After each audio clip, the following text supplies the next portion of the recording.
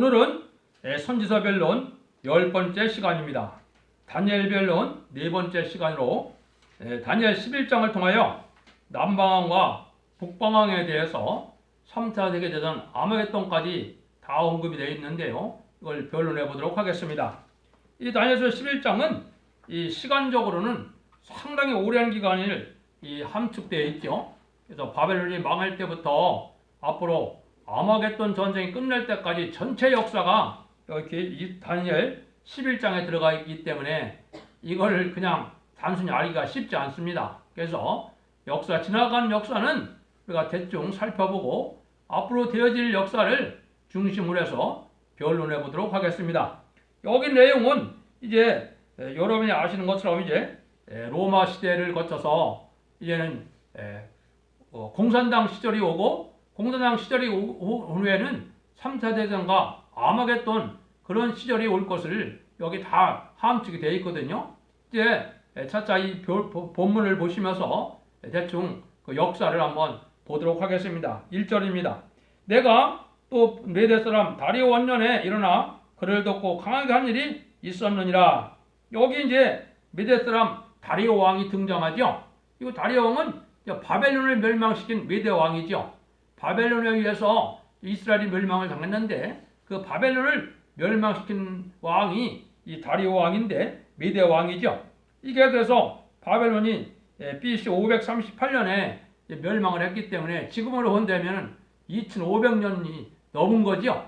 그러니까 2500년부터 앞으로 아마겟돈 때까지의 이 말씀이 이 다니엘서 11장에 전체가 들어가 있거든요. 그러니까 이거를 잘 알기가 쉽지 않습니다. 그냥 대충만 넘어갑니다. 3절입니다. 장차 한 능력 있는 왕이 일어나서 권세로 다스리며 의무를 행하리라. 여기서 한 능력 있는 왕은 헬라 시대에 알렉산더 왕을 뜻했거든요. 알렉산더 왕이 등장해서 이게 로마를 이제 다스리는 시대에 로마가 이제 이게 분열되는 시대가 오죠. 그거를 이제 시작되는 그 역사를 볼 수 있습니다.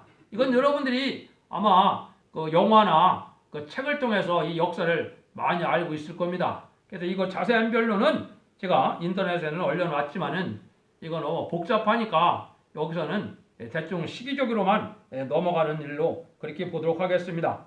그 다음에 11장 5절에 보면 남방왕은 강한 것이나 그 군대들 중에 하나가 그보다 강하여 권세를 떨치리니 그 권세가 심히 클 것이요. 여기는 했죠.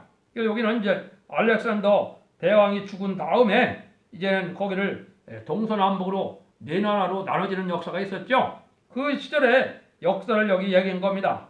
여기 그때 당시에 알렉산더 부하로 있던 대장 셀리쿠스 리케토가 이 도데미 1세보다 더 강하게 돼서 권세를 얻은 것을 얘기했다. 이제 그렇게 볼 수가 있는데 역사적으로는 그렇게 이제 진행이 되어 왔다고 우리가 볼 수 있습니다.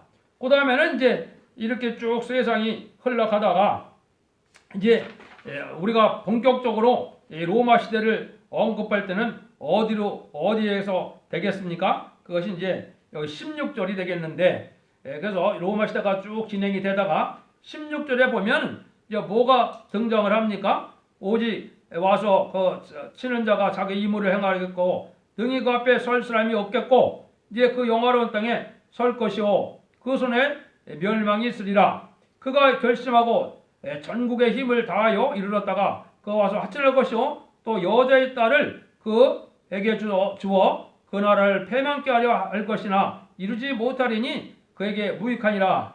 여기가 이제 여러분들이 잘 아는 시대로 16절에는 그때 당시 안티오코스 3세가 이제 팔레스타인을 이제 지배하는 그런 시절을 얘기했고 17절에는 이제 여러분들이 많이 이제 역사적으로 얘기하는 이제 여기 그 클레오파트라죠. 여기에 보면 또 그 여자의 딸을 그에게 주사 그랬죠. 그런 얘기를 했어요. 요거는 안티오코스 3세 이제 클레오파트라가 그때 당시에는 프톨레미 5세하고 결혼을 하게 됐죠. 근데 여러분이 아는 것처럼 로마의 시저 장군이 이제 애굽을 이제 정복하고 나니까 이 클레오파트라가 누구를 유혹했어요? 시저를 유혹했죠. 시저를 유혹했는데 또 시저하고 정주를 지킨 게 아니고 또 안토니한테 또 붙었거든요. 그 시저를 또 배반하고 이 안토니한테 이제 해서 이 클레오파트라의 일생을 여러분들이 잘 기억할 건데 이런 일이 벌어진 다음에 이제 로마의 시저가 들어와서 로마의 시저에 들어왔을 때 부하죠. 18절에서 그의 보이는 수욕을 씻고 한 대장이 있어서 그의 보이는 수욕을 씻고 그 수욕을 그에게 돌릴 것이라. 이제 브루토스에 의해서 이 시저가 이제 죽게 됐죠. 여기에 말하는 시저는 이제 줄리오스 시저라는 케사르라고도 부르죠. 그 시저를 얘기한 겁니다. 이런 로마 시대의 역사가 진행되어 오다가 이제는 어떻게 됩니까? 여기에 보니까 20절에 이제 그 의를 이을 자가 토색하는 자로 그 아름다운 곳으로 들어다니게 할 것이니 그에는 분노함이나 싸움이 없이 몇 날이 못되어 망할 것이오. 여기는 이제 여러분들이 예수님 시절에 이제 그때 있었던 그 시저가 누굽니까? 그때 여러분들이 이제 알고 있는 아구스도라는 그 시저가 있었죠. 그걸 이제 어거스트 시저라고 그랬는데 이 사람이 시저라는 말은 이게 황제 칭호를 준 거니까 이게 먼저 그 위에서 이제 아까 18절이죠? 18절에서 이제 줄리오스 시저는 죽고 이제 20절에서 그 뒤를 이은 자가 그 조카였죠. 조카인데 이 조카가 어거스트 시저로 이게 이제 가이사 아구스트라. 이거는 왜 여러분이 기억합니까?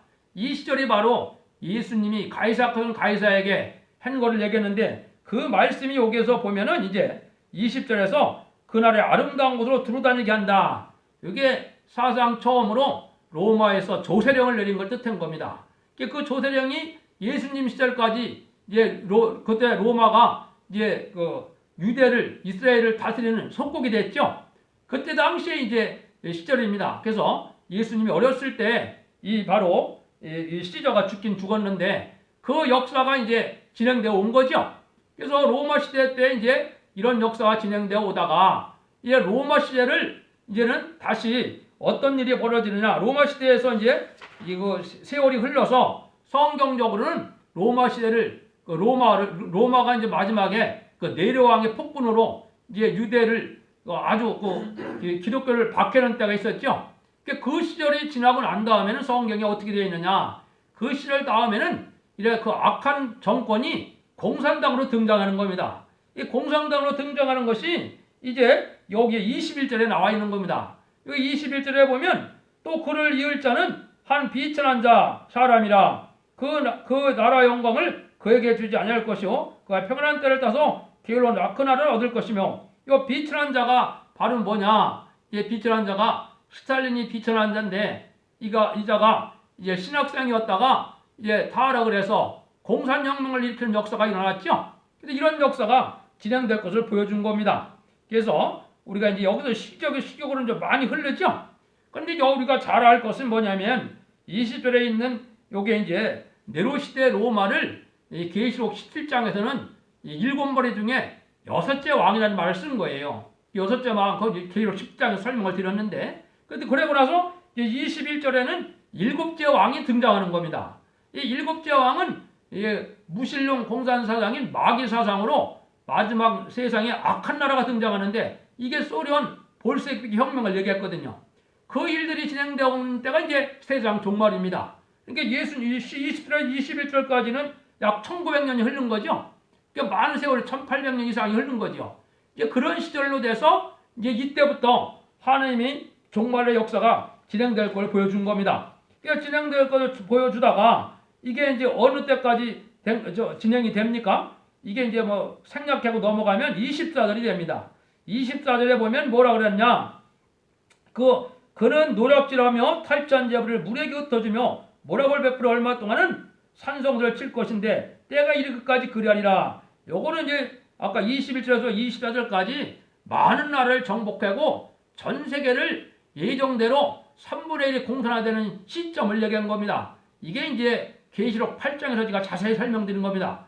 계시록 8장에 보면 이제 6.25 전쟁을 끝나고 그 다음에 베트남 전쟁에서 약 1975년 정도에 베트남이 공산화되고 나서 이때가 전 세계적으로 3분의 1이 공산화되기로 예정된 계시록 8장에 응한 시절이거든요.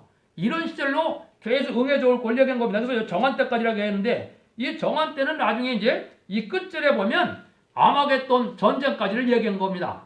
이런 일들이 계속 이제 진행되어 온 겁니다. 그래서 이 진행되어 오다가 이런 진행될 때 이제 한국과 여기에 이제 이스라엘이 해당이 되는데 이때 이제 한국에는 또 어떤 일이 벌어졌습니까? 유교라는 전쟁이 있었죠. 이것도 이사야 성경에도 예언이 된 거고 또 예수님께서도 마태복음 24장에 그 유교 전쟁과 이제 남북 전쟁을 예언하신 겁니다. 그 마태복음 24장에 보면 민족이 민족을 친다 그런 말씀을 하셨거든요. 나라가 나라를 친다 이런 말씀을 하셨거든요. 그걸 얘기하는데 그런 일들이 이루어질 때 이때 그 두 왕 여기 20년 두 왕이 마음에 서로 해고자 하며 작정된 기한까지 이게 서로 거짓말한다 그랬죠. 요거는 이제 현재적으로는 한국의 남북 정상을 한다 그랬는데 이게 속에 진실될 마음을 가지고 있는 겁니까? 그렇지 않거든요. 이게 그런 마음으로 진행이 계속되다가 이게 이제 30절에서는 바로 뭐냐? 이게 이제 6.25 때 이제 남방의 기뜸의 배들이라 그랬죠. 요거는 이제 남방 세력이 북방 세력을 막아줄 걸 얘기한 겁니다.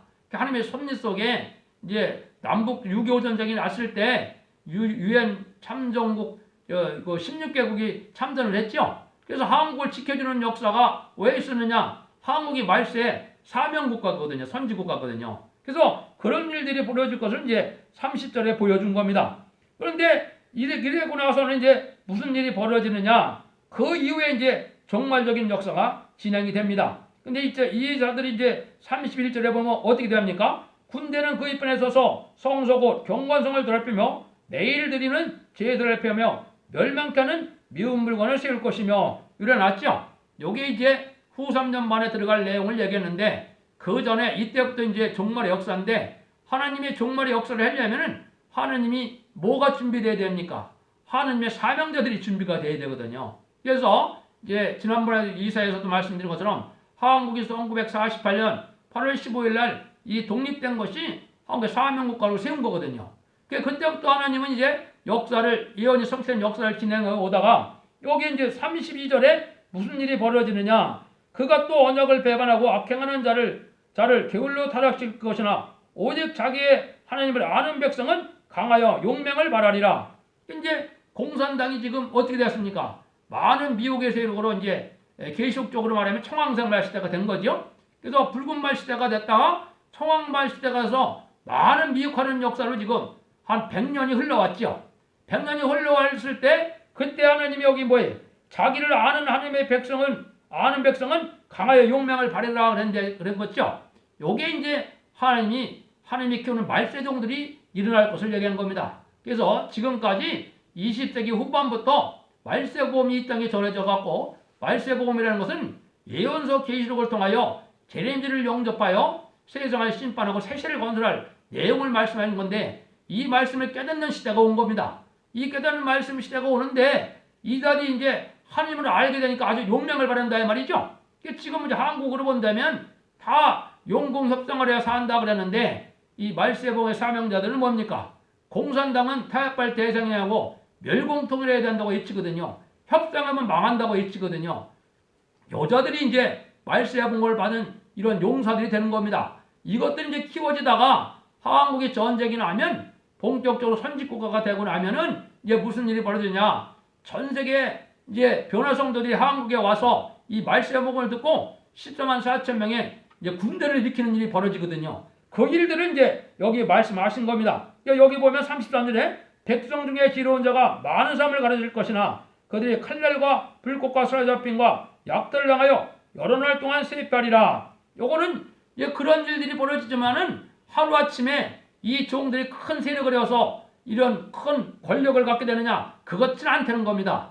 많은 세월이 흘러가면서 멸실 천대받으며 왜? 악의 세력들이 아직 강한 때거든요. 그 강한 때이기 때문에 미미하게 이런 몇몇 종들이 이제 준비되고 말씀 무장을 깨닫게 하셔서 하나님의 섭리를 깨닫게 하는 종들이 일어나는 때가 오는 겁니다. 일어나는 때가 오다가 이제는 어떤 일이 벌어지느냐? 이제는 35절에 보면 또 그들 중에 지혜로운 자 몇 사람이 세입하여 무리로 연단되며 정결되며 희게 되어 마지막 때까지 이르리니 이는 작정된 기간이 있습니다. 하나님이 작정된 일이 있는데 이 작정된 기간은 앞으로 무슨 일이 벌어지겠습니까? 이 용맹 있는 자들이 본격적으로 역사하는 것은 계시록 11장에 전삼전만에 들어가야 되거든요. 전삼전만에 들어가면은 배란간에 3년 1개월 동안 14만 4천 명의 이 백마탄부대를 모집하는 역사가 진행되거든요. 이 역사가 진행될 걸 이제 보여준 겁니다. 이 일들은 지금 이루어지려고 하는 그런 시점이기 때문에 이거를 깨닫는 자가 지금 많지 않고 이걸 또 받아들이기가 쉽지 않은 내용입니다. 그렇지만은 역사대로 진행되는 걸 보면 여러분들이 알게 됩니다. 그래서 이런 일들이 이제 벌어지는데 이런 일들이 벌어질 때까지 이제 우리가 무슨 일이 이제 벌어지느냐 그런 일들이 계속해서 벌어지다가 이제 문제는 40절입니다. 40절. 40절에서 보면은 이게 이제는 여기 남방왕과 북방왕 문제가 나오는데 이 남방왕 북방왕 문제는 뭐를 뜻하느냐? 이거는 두 번의 전쟁이 있을 걸 뜻하는 겁니다. 근데 여러분들이 이걸 알기가 참 어려운 건데 이게 이제 남북 간의 전쟁이 하나가 뭐냐? 한국과 이제 한국의 북한과 남한의 6.25 말고 마지막 심판의 환란을 뜻한 겁니다. 이 전쟁이 일어날 시점이 이제 금년이 될 수가 있는 그런 시점에 와 있는 거고 그 다음에는 이제 3, 4년 후에 이제 남방왕 북방왕은 이제 중동에서 일어나는 3차 세계대전을 얘기한 거거든요. 요게 이제 이루어질 날을 얘기했는데 여기서 그 변론은 이제 3대 세계적인 역사를 중심으로 변론했기 때문에 이 내용을 알기는 참 어렵습니다. 이거는 사명자들이나 말씀이 응하는 자들 외에는 알 수 없는 내용이거든요. 한국의 사명 국가로 사명자가 일어나는 때 이것이 이루어질 것을 얘기한 거거든요. 그런 일들이 이제 벌어지는 것을 우리가 알 수가 있는데 이게 이제 우리나라가 이제 전쟁이 먼저 나게 되면 여기서 이제 북방왕이 남방왕이 북방왕을 친다 그랬는데 요거는 어쩔 수 없는 그런 일들이 벌어지는 겁니다. 왜? 북방왕을 치지 않으면 안 될 그런 상황이 오는 건데 요게 이제 현 상황으로 보면은 이제 트럼프가 이제 북한의 핵무기를 제거하지 않으면 안 되는 그런 시점에 와 있는 거거든요. 그러니까 그런 일들이 벌어지고 요게 이제 벌써 말씀드린 것처럼 3차 대전이 일어날 때도 또 그런 상황이 오는 겁니다. 악화된 자들이 이제 마귀의 격동을 받아서 전쟁을 일으키지 않을 수 없는 그런 환란이 오게 되는데 그게 이제 중동전쟁이고 3차 세계대전이 되는 겁니다. 그런 일들이 이제 벌어질 것을 여기 얘기한 건데 그런 일들이 벌이고 나면은 하나님이 이제는 하나님이 역사하는 종들을 하나님이 이제 들어쓰는 때가 오는 겁니다. 그래서 이제 그 앞에서도 지금 조금 그냥 넘어온 게 있었는데요. 거기 앞에 보면 이제 여기 그 33절, 34절을 한번 보겠습니다. 백성 중에 지혜로운 자가 많은 사람을 가르칠 것이나 그들의 칼날과 불꽃과 사로잡힘과 약탈을 당하며 여러 날 동안 세패하리라. 그들이 세패할 때 도움을 좀 얻을 것이나 많은 사람은 게을러 그들과 진압할 것이며 이거는 아무리 지혜로운 자가 이제 옳은 일을 가르쳐도 그 세력이 아주 강하기 때문에 다 약탈되고 이제는 어렵다 이 말이죠. 그다음에는 북방과 기후를 침략하는 세력이 강하기 때문에 이게 잠시 잠깐 동안은 용공협상 세력이 세계를 좌지우지하는 세상이 됐는데 그게 지금 한국의 문재인 정부가 되겠습니다. 그래서 문재인 정부는 지금 뭡니까? 무조건 북한을 도와주고 친북 정책으로 이 친합하는 세력이 강해졌죠. 요때를 지금 얘기한 건데 요게 이제 전전만에 들어가고 나면 또 세계적으로도 그런 역사가 오게 됩니다. 근데 현재로서는 한국이라고 이게 볼 수 있는데 그 아까 얘기했듯이 이런 말세 선구적인 종들이 35절에서는 많은 시련을 겪다가 이제는 말세 종들이 이입이 되는 과정을 얘기한 거예요. 이것이 이제 21세기에 들어와서 본격적으로 이제 하나님이 역사를 하는 때가 된 겁니다. 그래서 이거는 말씀을 깨닫게 되고 말씀 무장에 대해서 이게 여러분들에게 이제 이 변론의 말씀을 전하는 때가 온 겁니다. 이게 이제 작정된 때가 가까이 온다. 이런 때가 된다고 이렇게 볼 수가 있는 거거든요. 이제 이 공산당 세력이 이제 어느 때까지는 이게 가장 번성이 올 걸 얘기했는데요. 36절입니다. 이 왕이 자기 뜻대로 행하여 스스로 높여 모든 신보다 크다며 비상한 말로 신들의 신을 대적하며 형통하기를 분노하심이 쉴 때까지 하리니 이는 작정된 일이 반드시 이룰 것입니다. 요건 바로 뭐냐? 공산당 세력이 3차 대전에서 이김으로 말미암아 후 3년 동안 수정 통치 시절이 오면은 전 세계를 좌지우지해갖고 그때 당시 이제 짐승의 표를 받게 하는 겁니다. 이럴 때까지는 공산당이 전 세계를 지배하는 시절이 오거든요. 그러니까 여기 보니까 작동될 때까지 아주 형통한다 그랬죠. 그러니까 지금 공산당 세력이 아직은 공산당 세력이 마지막으로 망하는 때가 이게 아마겟돈이거든요. 그때까지는 공산당 세력이 이렇게 강하게 역사할 것을 보여준 거거든요. 그래서 아주 형통하는 세력이 되는데 이런 세력에 이제 빌붙어서 오는 음료 정권, 음료 교권 시대가 온 겁니다. 이게 용공 협상 시대인데 지금 한국이 그런 때고 세계적으로도 그런 때가 오는 겁니다. 그걸 이제 37절에서 39절 보면 여기 영광을 더하며 여러 백성을 다스리게 하며 그에게 뇌물을 받고 땅을 나눠주기도 하리라 이래놨죠. 이 계율적인 이 북방들에게 이게 속는 자들이 많이 나올 걸 보여준 겁니다. 이런 일들이 벌어지고 나면은 이제 아까 같이 40절처럼 이제 남북 전쟁이 먼저 일어나서 이제 한국이 통일되면은 선진국가가 되고 1300년 만의 역사를 지나고 난 다음에는 세계적인 3대 대전이 일어나서 이제는 후 3년 만에 들어가고 후 3년 만에 들어가서 이제 표받는 자를 심판하는 대접정일 지나고 나면은 뭐가 됩니까? 아마겟돈 전쟁이 되거든요. 그 내용을 이제 그 뒤에 말씀한 겁니다. 40절까지는 바로 그 내용을 한 건데 여기 어쩔 수 없는 상황이 진행되기 때문에 하나님이 마귀 세력도 들어쓰는 거기 때문에 어쩔 수 없이 그런 일들이 이루어진다 요 말입니다. 그래서 그 이야기를 여기에 보면은 물이 넘침같이 지나갈 것이요. 이 물이 넘치는 것은 전쟁의 환란을 뜻한 거거든요. 그러니까 이렇게 이제 아주 혹독한 환란이 있을 걸 보여준 겁니다. 그 다음에 이제 41절 42절에 보면 그가 또 영화로운 땅에 들어갈 것이요 그 많은 나라를 폐명할 것이니 오직 에돔과 모압과 암몬 자손의 종교한 자들은 그 손에서 벗어나리라. 그 열국에 그 손을 펴리니 애굽 땅도 면치 못할 것이라. 여기 이제 성지를 밟고 들어가는 때가 오는데 종교한 자들이긴 나타나는데 종교한 자가 여러 군데서 나왔죠. 에돔과 모압과 암몬 자손의 종교한 자는 손을 펴는다. 하나님이 이제 말세종과 그 시대 백성이 될 사람들은 보호하는 역사가 오거든요. 이런 보호하는 역사가 올 때 이제 세상은 다 망하는 그 세상으로 들어가는데 망하는 자들은 이제 후 3년 만에 환란에 빠지는 거거든요. 그런 일이 벌어질 것을 얘기한 겁니다. 그래서 종교한 자들은 이제 말세종들이 보호함을 받는데 43절에 보시면 그가 권세로 애굽의 금은과 그 모든 보물을 잡을 것이요 리비아 사람과 구스 사람이 그의 시종이 되리라. 요거는 이제 3차 대계전 이후에 여기 리비아 사람들이 등장하죠. 구스 사람들이. 요거는 3차 대계전 이후에 이제 공산당이 아프리카를 점령해서 아프리카는 적극적으로 공산당을 돕는 일을 할 거를 얘기한 겁니다. 지금 아프리카 쪽에 민주주의가 많습니까? 공산당 세력이 많습니까? 공산당 세력이 많거든요. 지금도 중공이 물질로 가지고 많은 아프리카를 이 공산화 시키는 그 작업을 하고 있는 거거든요. 이때 이제 3차 대전 후로는 또 더군다나 이 소련과 중공이 이기게 되면 거기에 세력들이 강하게 될 걸 얘기한 겁니다. 그래서 여기 후 3년 만에 이르기까지 아프리카는 북방들에게 이제 철저히 굴복하고 시종들게 될 것을 얘기한 겁니다. 그런 일이 벌어질 때 이제 이게 참으로 놀라운 일이 이제 벌어진다는 거죠. 여기에 이제 여러분들이 이제 참 알기 어려운 일인데 44절 45절입니다. 그러나 동북에서부터 소문이 이르러 그를 번민케 하므로 그의 분노하여 나가서 많은 무리를 다 도륙하여 짐을 것이요 그가 장막궁전을 바다와 영화롭고 그 거룩한 사이에 베풀 것이나 그의 끝이 이르르니 도와줄 자가 없으리라. 그때 동북에서 소문이 난다 그랬죠. 이게 바로 뭐냐, 전 3년 반에 한국으로 이제 37대 동안 이 말씀을 배우러 전 세계 특히 이제 유럽과 미주 세력에서 오거든요. 10만 4천 명의 무리가 100만 땅 군대에서 하늘의 초능력적인 역사를 가지고 역사할 종들이 되거든요.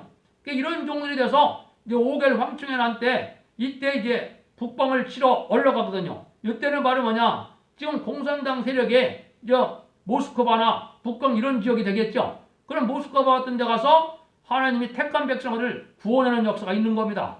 그러니까 하나님의 자유로운 권세, 이제 계시록 11장 3절에서 6절까지 나오죠. 증인 권세. 재앙으로 딴지르는 권세로서 이때 감으로 이제 여기 뭐라 그랬죠? 여기 동북에서 소문이 이른다 그랬죠? 이런 권세 역사가 떨어지니까 얼마나 무섭겠습니까?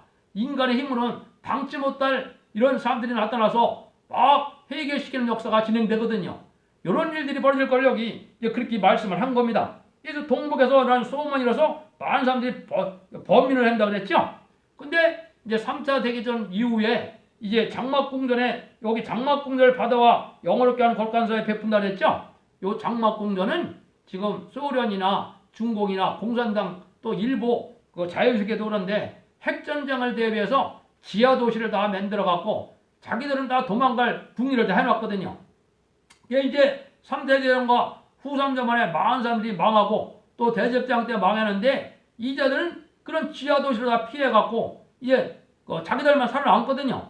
그러니까 요자들이 이제 남은 자들이 마지막으로 뭐예요? 이제는 아마겟돈 전쟁을 일으키는 겁니다. 그게 계시록 16장과 이제 19장이 되거든요. 그런 일들이 벌어질 걸 여기 보여준 겁니다. 그래서 여기에 그런 역사를 해서 세상이 끝날이 온다 이 말이거든요. 그럼 아마겟돈에서 승리하게 되면은 전 세계가 이제는 뭐가 돼요? 재창조돼 갖고 회복하는 기간을 거쳐서 2300주야 비밀을 말씀할 때 제가 말씀을 드렸죠.